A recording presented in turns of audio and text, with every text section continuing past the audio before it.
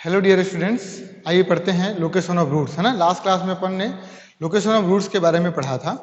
लोग उसके 2 पॉइंट अपन ने पढ़ लिए हैं। मैंने बताया था उसमें 6 पॉइंट्स हैं। तो आइए देखते हैं पॉइंट नंबर 3। पॉइंट नंबर 3 से पहले मैं आपको एक बात बता देता हूँ कि अपन किसी भी एफ के लिए बात करेंगे। F X is what, A X square plus B X plus C, यानी ये क्वाड्रेटिक इक्वेशन है जिसकी अपन बार बार बात कर रहे हैं। और यहाँ पर मैं इसके 2 रूट्स में एज्यूम करके चलेंगे कि एक रूट अल्फा है और एक रूट बीटा है, जहाँ पर alpha is less than beta. ये मैं आपको लास्ट क्लास में बता चुका हूँ। और आप एक नंबर यहाँ पर लेट करेंगे के, कि रूट्स आपके के से बड़े हैं या किससे छोटे हैं या के बीच में है। तो जो तीसरी कंडीशन है वो क्या है, if K lies between, if K lies between the roots of the function, roots of the function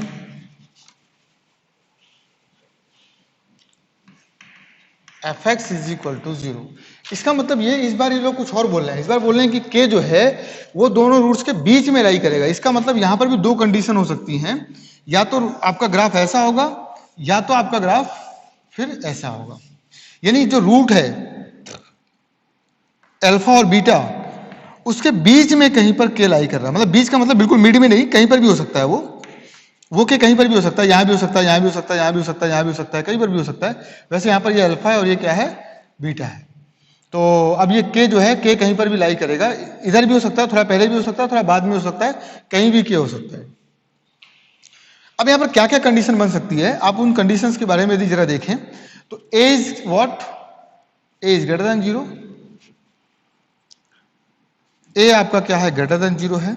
लेकिन एफ ऑफ द के क्या है, एफ ऑफ द के का मतलब के पर कर्व कहां पर है, नीचे या ऊपर? ऑब्वियसली नीचे है। के पर कर्व क्या है, नीचे। नहीं, एफ के क्या होगा, लेस देन 0 होगा। के पर कर्व क्या है, नीचे, इसलिए एफ के क्या होगा, लेस देन 0 होगा।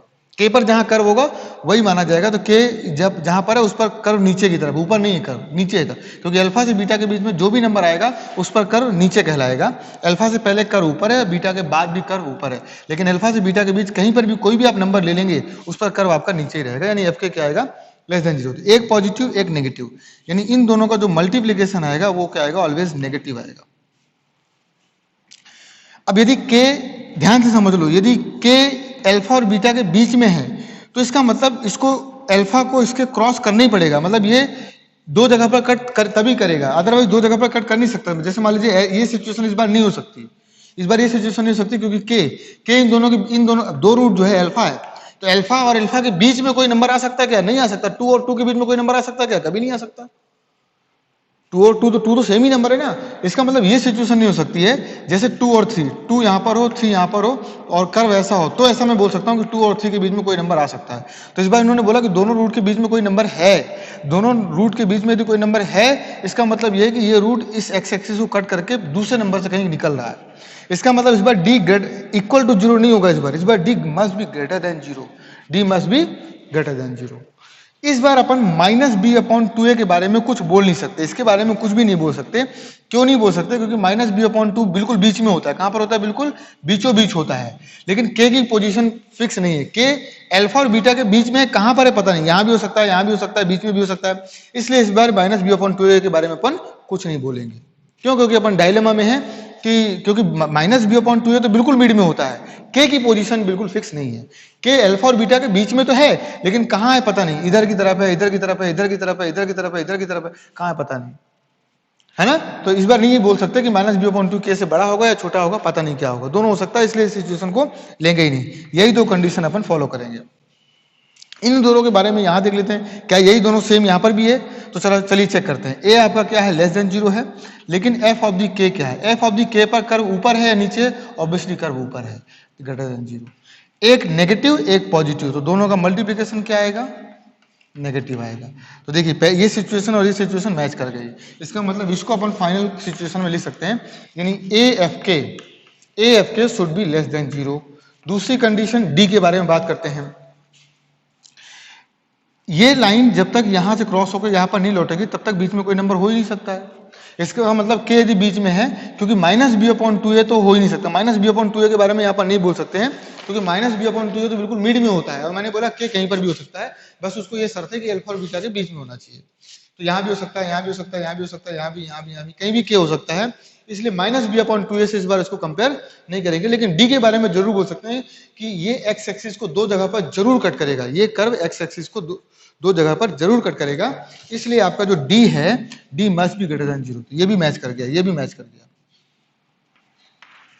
इसका मतलब सेकंड कंडीशन भी आ गई, D is greater than zero. तो इस बार सिर्फ इन दो कंडीशंस की बात करेंगे। यदि ऐसी सिचुएशन है कि कोई नंबर दोनों रूट के बीच में है, तो इसका मतलब उस बारी सिर्फ दो ही कंडीशन आपको लगानी, दो ही कंडीशन सफिशिएंट होगी आपका आंसर निकालने के लिए। जो भी मैंने आपको अननोन बोला ना, एम निकालना है या कुछ और पूछ देते हैं, कोई और दूसरा अननोन दे देंगे तो वो भी अपन बता सकते हैं, लेकिन उसको निकालने के लिए सिर्फ आपको दो ही कंडीशन की जरूरत है, इस बार तीन कंडीशन की जरूरत नहीं है। ठीक है, तो आइए इसको रफ कर। टाइप नंबर 4 क्या है? If exactly one root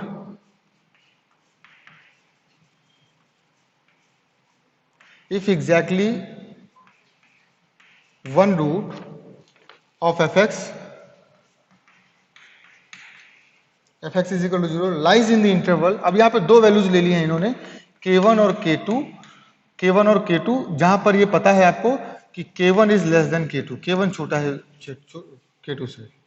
fx is equal to 0 lies in the interval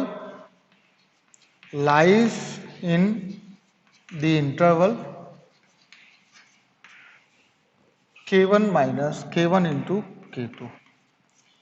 इस बार इन्होंने कुछ सिचुएशन बदल दी है, वो अपन जरा देखते हैं किस तरीके से सिचुएशन को बदलना है।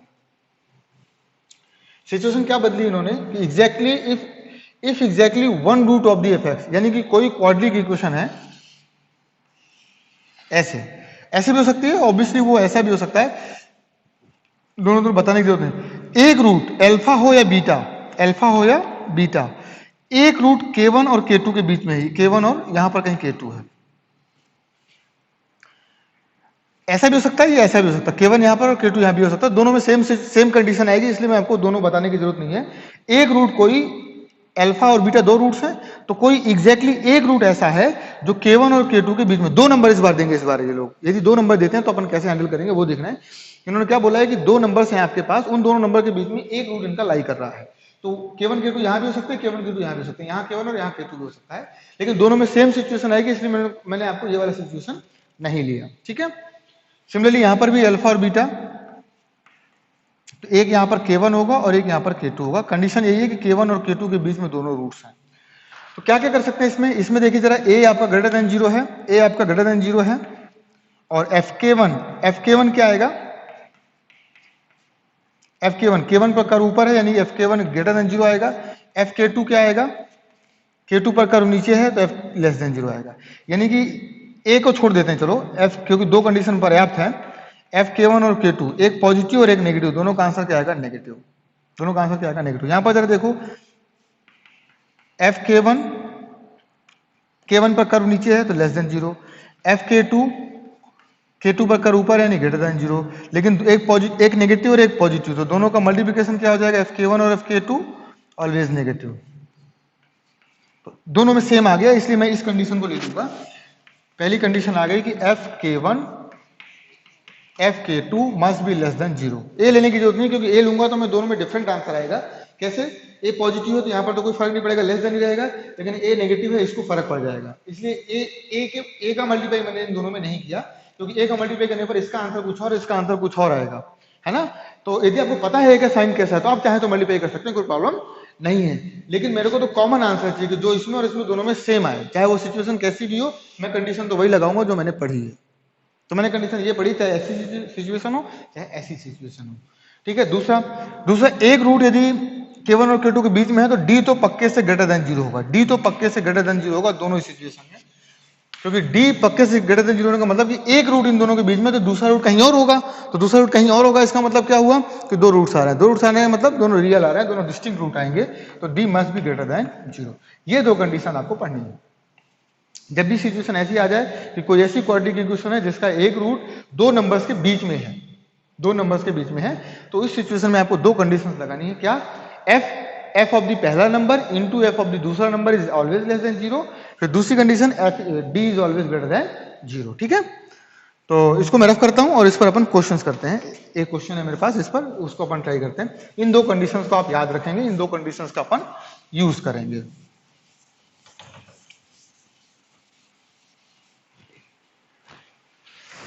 चलिए, क्वेश्चन है find the value of M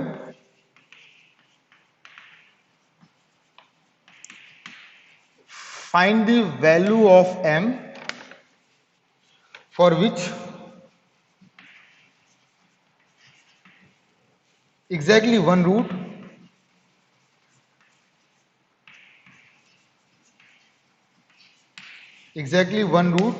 of the equation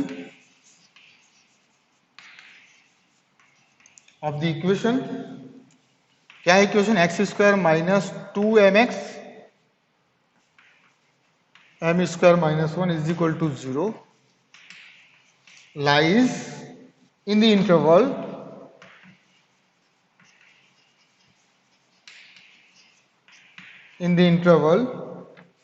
-2, 4 -2 और 4 यानी k1 की वैल्यू -2 और k2 की वैल्यू क्या दे दी इन्होंने 4। चलिए सॉल्व करते हैं। तीनों को दो कंडीशन लगानी सिर्फ। पहली कंडीशन क्या है, F k1 f k2 must be less than 0। तो f k1 is what, f -2 and f k2 is what, 4 is less than 0। तो f of the -2 का मतलब every x is replaced by -2। तो -2 का square 4 minus minus plus plus 4m plus m square -1, एक ये हो गया। दूसरा every f is replaced by 4, every x is replaced by 4। तो 4 का square 16, 4 2 8 minus 8m plus m square -1 is less than 0। पहली कंडीशन है। तो ये हो गया m स्क्वायर प्लस 4m, 4 में से बन गया प्लस 3। दूसरा m स्क्वायर माइनस 8m, 16 में से एक गया 15। फैक्टराइज करते हैं इसको, m square plus 3m plus m plus 1, m square minus 3m minus 5m plus 15 is less than 0। m plus 3, m common लेने के बाद और 1 कॉमन लेने के बाद m प्लस 1। इसको भी बड़े से ब्रैकेट में कर देते हैं। m कॉमन लेंगे तो m माइनस 3 और माइनस 5 कॉमन लेंगे तो m माइनस 3 लेस देन 0। तो यहां से m प्लस 3 पूरे में से कॉमन ले लिया तो क्या बचा m प्लस 1। यहां से m माइनस 3 कॉमन ले लिया तो m माइनस 5 बचा। ये बड़ा सा बेबी कर्व आपको बनाना पड़ेगा। इसके लिए बड़ा सा बेबी कर्व यहां बना लेते हैं। कौन कौन सी वैल्यू है, -3 -1 -3 -1 3 और 5, 3 और 5 सब पे पावर 1 है तो सब पे ये ऐसा होगा जिगजैग। यानी m की वैल्यू आ गई आपके पास इसके अकॉर्डिंग, पहली सिचुएशन के अकॉर्डिंग लेस देन का मतलब -3 से -1 ओपन ब्रैकेट, फिर 3 से 5 यूनियन। अब दूसरी condition d is greater than 0। d greater than 0 का मतलब d की वैल्यू ग्रेटर देन 0 यानी 4m स्क्वायर माइनस 4 क्या आ जाएगा, a की वैल्यू है 1 और c की वैल्यू है m square -1 is greater than 0। यहां तो सॉल्व करेंगे तो ये 4 आप कॉमन लेके उड़ा सकते हैं। तो ये हो गया m square minus m square minus m square minus plus 1 is greater than 0। m square cancel, 1 is greater than 0। इसका मतलब ऑलवेज 2 है। ये क्या है, ऑलवेज 2। सभी रियल नंबर है इसके आंसर। इसका मतलब होता है कि m बिलोंग्स टू आर, सभी रियल नंबर, क्योंकि 1 ऑलवेज 0 से बड़ा है ना, 1 इज ऑलवेज ग्रेटर देन 0। अब दोनों आंसर को मैच कर लेता हूं। एक का आंसर तो आ गया हमेशा 0 r, कोई भी मतलब ये माइनस इनफाइनाइट है और ये प्लस इनफाइनाइट है। तो एक का आंसर तो यही आ गया है r। सभी आंसर से लेने हैं आपको, सभी आंसर लेने, इसका मतलब सभी आंसर लेने हैं। लेकिन इसका आंसर क्या आया है, -3 -1 3 5, -3 से -1 यानी कि यहां से लेकर यहां तक, और दूसरा 3 से 5, 3 से लेकर 5 तक। तो दोनों में कॉमन क्या है?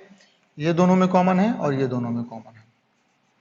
तो फाइनल आंसर यही वाला हो जाएगा, यही फाइनल आंसर है, क्योंकि दोनों में कॉमन यही आ रहा है ना, -3 से -1 और 3 से 5, 3 से 5।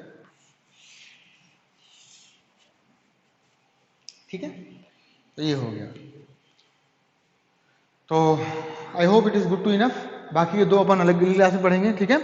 तो क्योंकि थोड़ा थोड़ा पढ़ेंगे तो दिमाग में बैठेंगे और आप इनकी प्रैक्टिस भी कर लेंगे, ठीक है। आप इनकी प्रैक्टिस करिए, बहुत आसान सम होते हैं, बहुत आसानी से अपन कर सकते हैं। वीडियो पॉज करके आप इसको लिख लीजिए जल्दी से, ठीक है। और इसके बाद अपन मिलते हैं नेक्स्ट क्लास में, तब तक आपको अपना ध्यान रखिए नेक्स्ट क्लास तक, है ना। Okay bye, take care.